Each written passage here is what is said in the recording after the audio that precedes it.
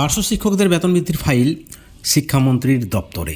আজকের অত্যন্ত বড় খবর বিকাশ ভবন থেকে যে আপডেট উঠে এসেছে আপনাদেরকে জানিয়ে রাখি। আজকেই শিক্ষামন্ত্রীর কাছে সরাসরি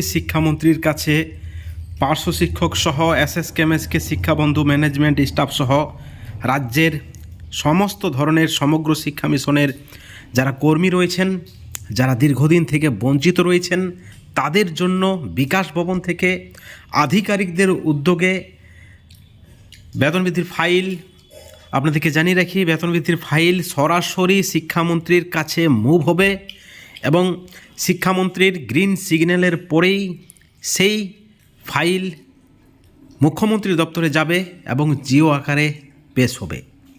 এই ধরনের কিন্তু একটা ইঙ্গিত বা বার্তা আপনারা দেখেছেন আমরা বঞ্চিত ফোরামের পক্ষ থেকে দেওয়া হয়েছে।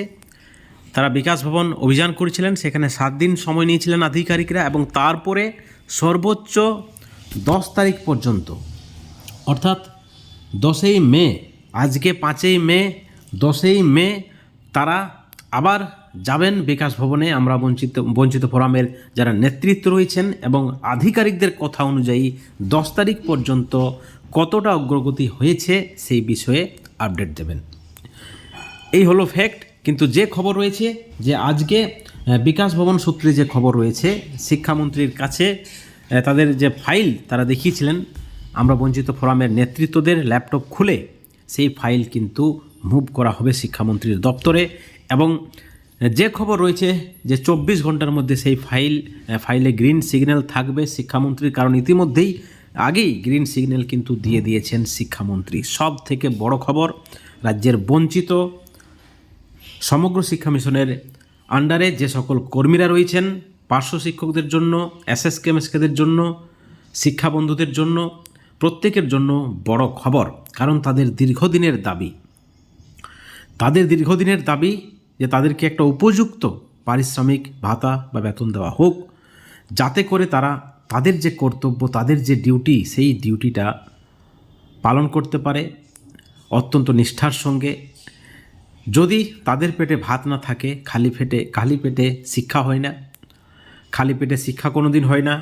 তাদের বাচ্চার ভবিষ্যৎ নিয়ে তারা চিন্তিত, তাদের বৃদ্ধ বাবা মায়ের চিকিৎসার জন্য তারা চিন্তিত, ভবিষ্যতে তাদের কি হবে সেই নিয়ে তারা চিন্তিত। কারণ বর্তমানে দেশের যা অবস্থা, রাজ্যের যা অবস্থা, যদি আর্থিক দিক থেকে তারা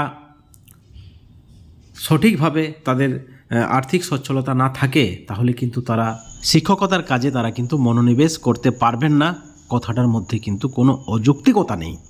ঠিক এই পরিপ্রেক্ষিতে তাদের দাবি অন্তত শিক্ষার স্বার্থে, রাজ্যের সেই সকল ছাত্রছাত্রীদের স্বার্থে তাদের বেতন বা ভাতা বাড়ানো হোক, একটা উপযুক্ত পারিশ্রমিক দেওয়া হোক 2025-এ দাঁড়িয়ে। ততটাই তারা চাইছেন যাতে করে একটা সংসার স্বচ্ছভাবে চলে। এই পরিপ্রেক্ষিতে যে খবর উঠে আসছে যে এবার বিকাশ ভবন থেকে বেতন বৃদ্ধির ফাইল রেডি রয়েছে, কাঠামো রেডি রয়েছে, সেই কাঠামোকে পাস করিয়ে আনতে হবে এবং শিক্ষামন্ত্রীর গ্রিন সিগন্যাল প্রায় রেডি, যেমনটা কিন্তু দাবি করা হচ্ছে আধিকারিকদের পক্ষ থেকে। আপনারা দেখেছেন বিকাশ ভবন থেকে বেরিয়েই নেতৃত্বরা কিন্তু সরাসরি বার্তা দিয়েছেন আপনাদেরকে, সেই বার্তা আপনারা দেখেছেন। এবং সেখান থেকে যে খবর উঠে আসছে যে আজকে বেতন বৃদ্ধির ফাইল শিক্ষামন্ত্রীর দপ্তরে পৌঁছাতে চলেছে, যেমনটা কিন্তু আমাদের কাছে খবর রয়েছে। অত্যন্ত বড় খবর, সুখবর রাজ্যের সমস্ত এসএসএম কর্মীদের জন্য। একই সঙ্গে আরও একটি আপডেট রয়েছে যে শিক্ষামন্ত্রীর পক্ষ থেকে নাকি প্রস্তাব দেওয়া হয়েছে যে পার্শ্ব শিক্ষকদের কর্মজীবন 65 বছর করতে হবে। অনেকেই বলছেন শিক্ষামন্ত্রীর কাছ থেকে দেওয়া প্রস্তাব, অনেকেই বলছেন না সরকারপন্থী সংগঠনের পক্ষ থেকে দাবি রাখা হয়েছে যে একদিকে বেতন বা ভাতা বৃদ্ধি, ঠিক অন্যদিকে কর্মজীবন বাড়ানো হোক, যাতে করে পার্শ্ব শিক্ষকরা রিটায়ার্ডের পর, অর্থাৎ 60 বছর পূর্ণ হওয়ার পর তারা যেন আরও কাজ করতে পারে, যেহেতু তাদের স্থানীয় ভিত্তিতে নিয়োগ, তাদেরকে বেশি দূরে যেতে হবে না। আবার অনেকেই এর কিন্তু বিরোধিতা করছেন।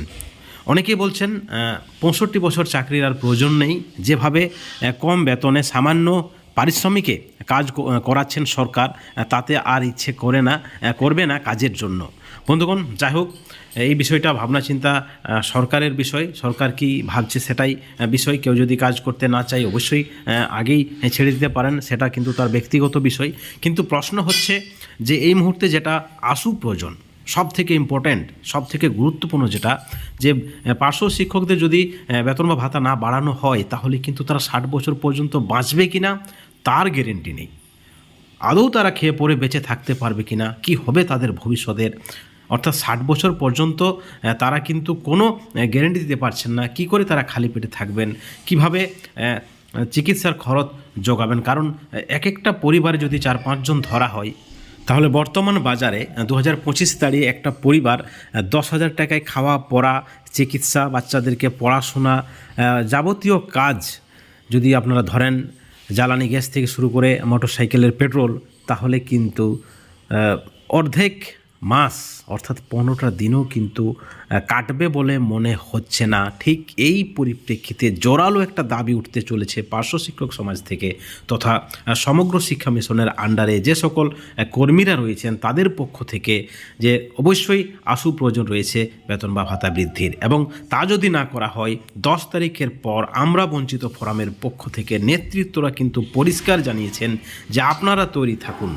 এই তৈরি প্রায় যুদ্ধের মতো তৈরি, কারণ নিজের জীবন জীবিকা বাঁচাতে না পারলে সেটা কিন্তু পরাধীনতার মতোই, এবং এর পরাধীনতা থেকে অর্থাৎ মুক্তি চাই, মুক্তির জন্য লড়াই, অর্থাৎ এই লড়াই হবে জীবন জীবিকার স্বার্থে, এবং এই লড়াই হবে জীবনের সব থেকে গুরুত্বপূর্ণ লড়াই এসএসএম কর্মীদের জন্য, পার্শ্ব শিক্ষক শিক্ষিকাদের জন্য, এসএসকে এমএসকেদের শিক্ষিকাদের জন্য, যারা রয়েছেন শিক্ষাবন্ধু তাদের জন্য, অর্থাৎ সমগ্র শিক্ষা মিশনের সকল কর্মীদের জন্য একটা বড় লড়াই হবে। যদি না 10 তারিখ পর্যন্ত কোনো সদর্থক চিন্তা ভাবনা পাওয়া যাচ্ছে সরকারের পক্ষ থেকে, এসপিডির পক্ষ থেকে, বিকাশ ভবন সূত্রে, শিক্ষামন্ত্রীর দপ্তর থেকে, মুখ্যমন্ত্রীর দপ্তর থেকে। কারণ আপনারা সকলে জানেন যে একমাত্র মুখ্যমন্ত্রীই পারে বেতন বা ভাতা বৃদ্ধি করতে, কারণ তিনি যে কোনো সময় দেখেছেন আপনারা হুটহাট ঘোষণা করেছেন, অর্থাৎ তিনি ইচ্ছে করলে বেতন বা ভাতা বৃদ্ধি এসএসএম কর্মীদের কোনো ব্যাপার না, 24 ঘন্টায় তিনি ঘোষণা করতে পারেন। আপনারা যদি দেখেন অযোগ্যদের, যারা অযোগ্য, যারা এসএসসির চাকরি বাতিল মামলায় চাকরি হারিয়েছেন, 26,000 শিক্ষক শিক্ষাকর্মীর মধ্যে 26,000 শিক্ষক শিক্ষাকর্মীর যারা রয়েছেন তাদের মধ্যে যারা শিক্ষাকর্মী রয়েছেন, অর্থাৎ যারা অযোগ্য হিসেবে চিহ্নিত, তাদের জন্য যদি তিনি 1 ঘন্টায়, 1 দিনে, একটি বিকেলে যদি তাদের জন্য 20,000 25,000 টাকা অনুদান ঘোষণা করতে পারেন, তাহলে সমগ্র শিক্ষার বেতন বৃদ্ধি কিন্তু মুখ্যমন্ত্রীর কাছে কোনো ব্যাপার না। দেখা যাক সরকারের ভাবনা চিন্তা কী থাকছে, এবং 10 তারিখ কি আপডেট দিচ্ছেন বিকাশ ভবন থেকে আধিকারিকরা, সেটাও কিন্তু অত্যন্ত গুরুত্বপূর্ণ। প্রত্যেকটা বিষয়ের দিকে আমাদের নজর রয়েছে, এবং এই ভিডিওর পরিপ্রেক্ষিতে অবশ্যই আপনারা আপনাদের মতামত আমাদের চ্যানেলের কমেন্ট সেকশনে কমেন্ট করে জানাবেন।